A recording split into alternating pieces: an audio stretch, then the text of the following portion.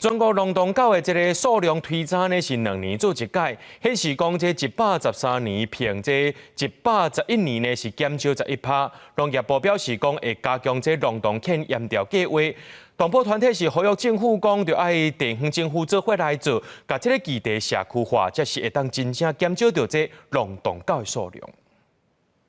笼动狗伫街路市街上，有诶较歹诶，可能阁会越过路人，造成人甲狗诶冲突，也造成民众是真惊吓。为着要控制笼动狗诶数量，农业部除了宣导节育观念，也自107年开始，每2冬就会进行调查推估。20号公布上新诶推估结果显示，113年推估诶数量大约是14万1千只，甲111年大约15万9千只比起来，减少约11%。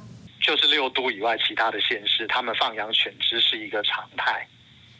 那怎么样去让这些放养犬只比较多的这些农业县市，他们的犬只不要放养，然后去集中他们饲养犬只的一个绝育，这个才是控制游荡犬只一个最有效而且投入最集中的一个方法。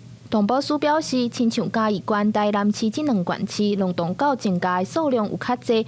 嘉义县111年大约12000只，113年要外17000只。也若台南市111年大约是11000只，113年要外2万只。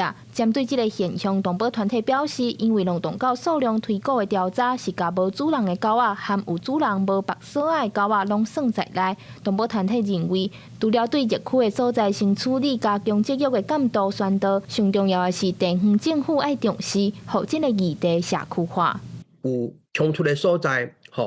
热区的所在，咱爱优先来处理嘛。处理了后，伊这源头佫做无好，问题嘛是佫会继续佫产生嘛。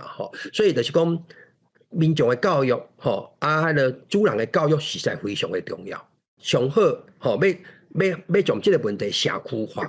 咧处理掉就爱勇敢站出来。针对上新的推估资料，农业部表示，目前的趋势显示有稳定控制，未来也会加强热区的节育。也若动保团体是建议，应该建立村里长的动保意识，这是目前做好源头管理上重要的一件代志。记者张家嘅谢桂玲台北报道。